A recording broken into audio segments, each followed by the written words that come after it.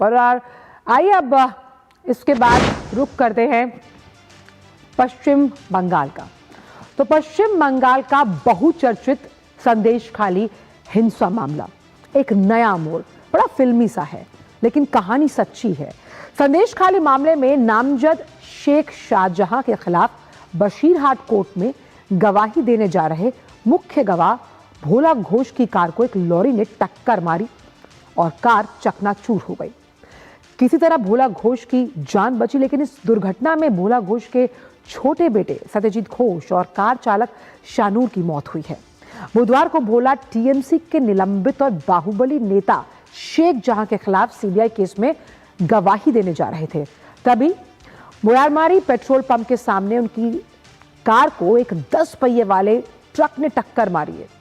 स्थानीय सूत्रों की माने तो दुर्घटना के बाद ट्रक चालक बाइक पर बैठकर फरार हो गया। पॉइंट टू पॉइंट जोड़िए, कितना इस दृश्य को अगर आप दिमाग में या जहन में बिठाएंगे तो आपको लगेगा कि क्या भयावहता रही होगी उस वक्त। और इसी वजह से सवाल उठ रहे हैं कि क्या यह दुर्घटना जानबूझकर की गई।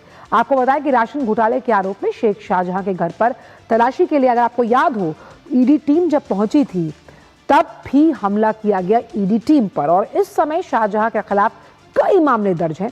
भोला इसी में से किसी एक मामले में गवाही देने जा रहे थे।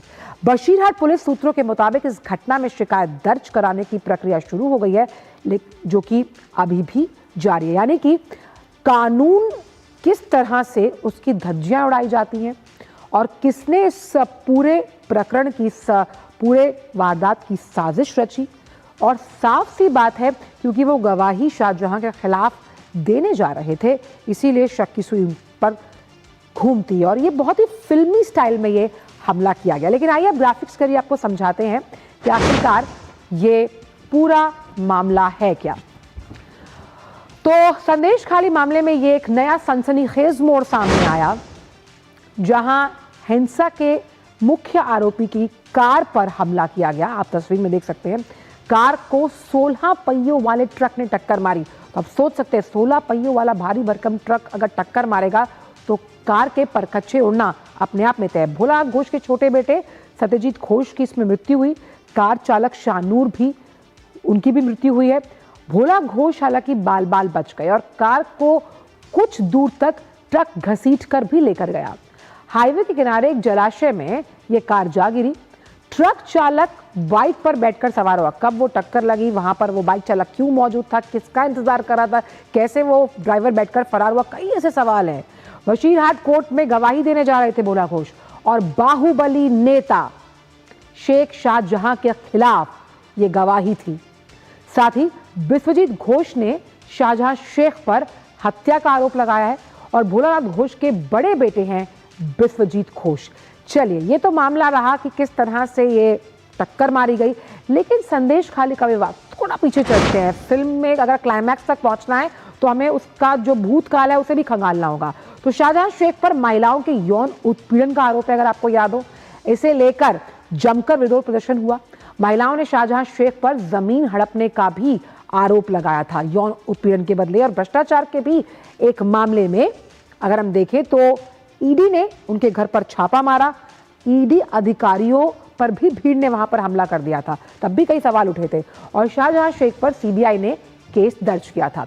शेख समेत कई अन्य खिलाफ जो उनके लोग हैं उन पर भी गंभीर धाराओं में केस दर्ज है। साथ ही साथ शाहजहां शेख पर 3 बीजेपी समर्थकों की हत्या का भी आरोप है। आप समझिए, बिजली विभाग के कर्मचारियों से मारपीट के भी मामले दर्ज हैं और आईपीसी की कई धाराओं पर केस है। आप धाराएं सुनिएगा, 147, 148, 149, 341 और 186। इसके अलावा 353, 323, 427, 504 और इन ऐसी बहुत सी धाराएं हैं जिनके अंतर्गत उनके खिलाफ केस दर्ज हैं। और अपने आप में अगर पश्चिम बंगाल की बात की जाए तो बड़े बाहुबली नेता माने जाते हैं शाहजहां शेख, और कहीं ना कहीं अपने इसी रसूख की वजह से, जो उनका राजनीतिक रसूख है, वो कई बार बचते भी आए। आइए अब आपको सुनाते हैं कि आखिरकार शुभेंदु अधिकारी जो हैं उन्होंने इस पूरे हादसे पर क्या कहा, और साथ ही हादसे में बचे संदेशखाली हिंसा के मुख्य गवाह भोलानाथ घोष का क्या कहना है, आपको वो भी सुनवाते हैं। हादसा हुआ बहुत डेंजरस अटेम्प्ट है, खतरनाक कशिश है, ये बहु अलार्मिंग है, इसके ऊपर कार्रवाई होना चाहिए। कोर्टे जावार उद्देश्य में बाड़ी থেকে বেরিয়েছে। मैं 100% निश्चित हूं कि गाड़ी में आलम था। मैंने देखा कि वह काली जैकेट पहनकर चला रहा था। हमने बोयार मारी पार की, वह लॉरी सामने चल रही थी, हमारी गाड़ी आगे बढ़ रही थी। उसने सीधे आकर मेरी गाड़ी में टक्कर मार दी, फिर मेरी गाड़ी पानी में चली गई, मैं बेहोश हो गया। मेरा अनुमान है कि यह सब योजना बनाकर किया गया है। तो पश्चिम बंगाल भाजपा ने इसे सुनियोजित हमला बताया। एक्स पर पोस्ट में ये कहा गया कि शेख शाहजहां मामले में अहम गवाह भोला घोष ने आज एक ट्रक की अगर बात की जाए उसमें उनकी कार को टक्कर मारी गई, जिसमें छोटे बेटे सत्यजीत घोष को उन्होंने खो दिया। भोला जीवन और मृत्यु के बीच जूझ रहे हैं। शाहजहां पर संदेश खाली में महिलाओं के यौन उत्पीड़न, राशन घोटाले, भूमि हड़पने और बांग्लादेशियों की अवैध घुसपैठ में मदद करने के कई आरोप हैं। क्या ये महज दुर्घटना है? ममता बनर्जी के शासन में दिन दहाड़े गवाहों को खत्म करने की साजिश हो सकती है। न्याय मिलने से पहले ही कितने और लोगों को मरना होगा, ये बड़ा सवाल है। और वहीं अमित मालविया ने भी इस पर अपनी प्रतिक्रिया जाहिर की। उन्होंने कहा कि मुख्यमंत्री ममता बनर्जी की अगुवाई में पश्चिम बंगाल में कानून व्यवस्था की यही हालत है। संदेश खाली में एक भीषण दुर्घटना में शेख शाहजहां मामले के गवाहों में से एक गंभीर रूप से घायल हुआ। ये स्पष्ट है कि शाहजहां जेल में बैठे बैठे एक एक करके गवाहों को खत्म कर रहा है। क्या इस बात में कोई संदेह है कि उन्हें ममता बनर्जी का संरक्षण मिला हुआ है? सवाल कई हैं और इसी पर जानकारी के साथ हमारे संवाददाता सौरभ दत्ता जुड़ गए हैं। सौरभ, बड़ी फिल्मी कहानी है लेकिन सच से भरी हुई, क्योंकि ये रील में नहीं, ये रियल में हुआ है। जिस तरह से भोला घोष जो गवाही देने जा रहे थे शाहजहां शेख के खिलाफ, वो बाल बाल बचे। ऐसे में पुलिस कर क्या रही है और जो पूरी प्रणाली है, ये पूरी व्यवस्था है, वो कहीं ना कहीं चरमराई हुई है।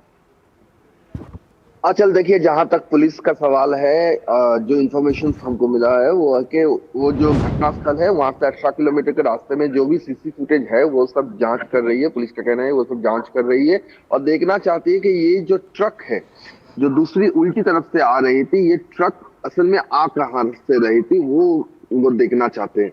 और दूसरी बात ये है कि ये वासंती हाईवे के ऊपर हुआ है, बयारमारी है घटनास्थल। तो वासंती हाईवे जिस समय हुआ, ये सुबह 9 बजे, ज्यादा वहां पे कुछ गाड़ियां नहीं थी। ऐसा कुछ नहीं था कि काफी सारे गाड़ी थे, रास्ता सुनसान था। और ऐसे सुनसान रास्ते में कैसे उल्टी तरफ से आई हुई ट्रक सीधा शाहजहां शेख के जो एक मामले में वो गवाह है उनकी गाड़ी को टक्कर देता है।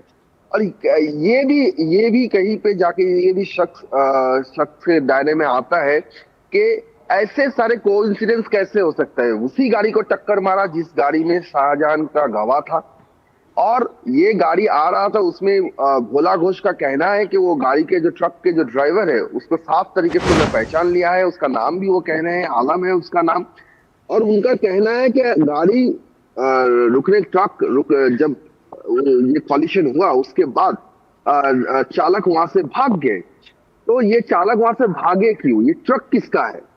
ये ट्रक का मालिक कौन है? तो ये सारी बातें की सवाल अब तक नहीं आया, अभी तक कोई अरेस्ट भी नहीं हुआ। ये सही बात है। लेकिन क्या ये जानकारी कहीं सामने आ पा रही है सौरभ कि आखिरकार इस ट्रक की आरसी जो है वो किसके नाम पर रजिस्टर्ड था, और खास तौर पर वो बाइक सवार जिसके बाइक पर बैठकर जो ट्रक चालक है वो फरार हुआ, क्या उसकी दबिश या धरपकड़ हो पाई है पुलिस के द्वारा?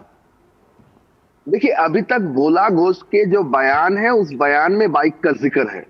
पुलिस का कहना है कि भोला घोष अभी तक कोई लिखित जो कंप्लेन है वो दायर नहीं किए हैं। जो भी कहा है उन्होंने संवाद माध्यम के कैमरा के सामने कहा है। हालांकि वो सारी चीजें को पुलिस देख रही है, अपनी तरह से जांच कर रही है। पुलिस का कहना है कि जब लिखित कंप्लेन आएगा तब उसके जरिए वो जांच को आगे ले जा पाएंगे। और एक दिक्कत ये है कि ये जो जगह है, ये जगह सीसीटीवी वहां पे नहीं है, कोई सीसी कैमरा वहां पे नहीं है। तो जाहिर सी बात है कि आगे पीछे के जो सीसी कैमरा है उनके लिंक जोड़ के पुलिस जांच कर रही है। लेकिन ये बात भी भोला घोष की ये जो बात है, ये जाहिर है जगह का नाम संदेश खाली है, और जो आरोपी है जिसके तरफ उंगली जा रही है उनका नाम शेख शाहजहां है। जैसे कि आपने कहा वो बाहुबली नेता है। और संदेश खाली में ऐसा एक पहला घटना नहीं हुआ, इससे पहले भी बहुत सारे ऐसे आरोप आए जिसमें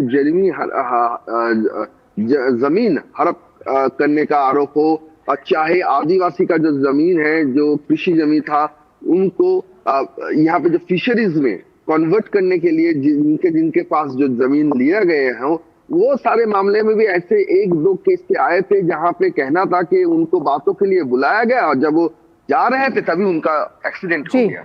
ये संदेश खाली के लेकिन ये तो एक बहुत बड़ा सवाल है ना सौरभ की शाहजहां शेख, जिन पर अभी जिन धाराओं का मैंने जिक्र किया, इतनी धाराओं के अंतर्गत कई मामले जिसमें यौन उत्पीड़न, जमीन हड़पना, ईडी की टीम पर हमला किया गया, ये सब दर्ज है। लेकिन उसके बाद भी कहीं ना कहीं कुछ संरक्षण तो है, जिसकी वजह से संदेश खाली में इस तरह की घटनाएं आम बात हैं। अच्छा जी, देखिए, शेख शाहजहां ऐसा एक व्यक्तित्व है जिनके दायरे में, जिनके डिक्शनरी में लॉ एंड ऑर्डर ये चीज कभी लागू ही नहीं हुआ। चाहे वो बिजली विभाग के खिलाफ कोई मूवमेंट हो, चाहे वो राशन घोटाला में ईडी जब उनके घर गया था तलाशी के लिए, तब जिस तरह से ईडी को घेर के सेंट्रल फोर्स के हाजिरी में वो ईडी ऑफिसर्स को लहूलुहान किया गया हो, फिर जो वहां के आदिवासी है, जो आम आदमी है, उनका जो आरोप था कि कैसे उनको मारा पीटा जाता था, और पुलिस कभी कोई कंप्लेन लेती ही नहीं थी। यहाँ तक पुलिस भी कहीं ना कहीं ऐसा आया है कि शेख शाहजहां के डर से कोई कंप्लेन दर्ज ही नहीं होता। तो शेख शाहजहां वाकई में एक फिल्म में विलेन का कैरेक्टर है। जैसे फिल्मों में एक विलेन को दिखाया जाता है, ये शेख शाहजहां पे वो सारे बातें बैठ जाता है, क्योंकि एक आदमी झूठ बोल सकता है लेकिन 100 आदमी कैसे एक ही बात बोलेगा। तो इसके चलते ये भी बात सामने आई है कि शुभेंदु अधिकारी, नेता प्रतिपक्ष, वो भी कल जब प्रेस कॉन्फ्रेंस किए थे, उनका वक्तव्य आपने सुनाया, लेकिन साथ साथ वो ये भी कहे कि शेख शाहजहां जेल से अपना नेटवर्क ऑपरेट कर रहे हैं। उनके पास, उन्होंने दावा किया, उनके पास पुख्ता सबूत है कि शेख शाहजहां जेल से ऑपरेट कर रहे हैं, जेल से कनेक्शन रहते हैं। यहाँ तक कि ये तो एकदम वास्तव में छवि हमने देखे हैं, मैंने खुद देखा है कि बशीरहाट महकुमा अदालत में जब भी शेख शाहजहां का कोई मामला उठा हो, चाहे वो राशन घोटाला हो, चाहे वो ईडी के ऊपर हमला हो, चाहे वो ये जमीन हड़प वाली जो आरोप है वो हो, उन सारे केसों में जब भी शाहजहां की पेशी होती है, उनके जो लोग हैं वो लोग अदालत में आ जाते हैं, अदालत कोर्ट प्रीमाइसिस में आ जाते हैं, और इसीलिए आते हैं कि वो शाहजहां के कितने समर्थक है वो दिखाने के लिए वहां पे आता है। तो वो बहुत अहम आप बात बता रहे हैं कि जिस तरह से एक खलनायक की भूमिका में शाहजहां शेख है, ऐसे में जिस तरह कानून व्यवस्था को एक नायक की भूमिका अदा करनी चाहिए पश्चिम बंगाल में, लेकिन उसकी धज्जियां उड़ाई जा रही हैं ममता सरकार के अंतर्गत। बहुत बहुत शुक्रिया आपका सौरभ, इन तमाम जानकारी से साझा करने के लिए। और अभी न्यूज़ पंच में बस इतना ही। आपसे मुलाकात होगी 2 बजे कुछ और नए मुद्दों के साथ। मुझे मेरी पूरी टीम को दीजिए इजाजत। नमस्कार।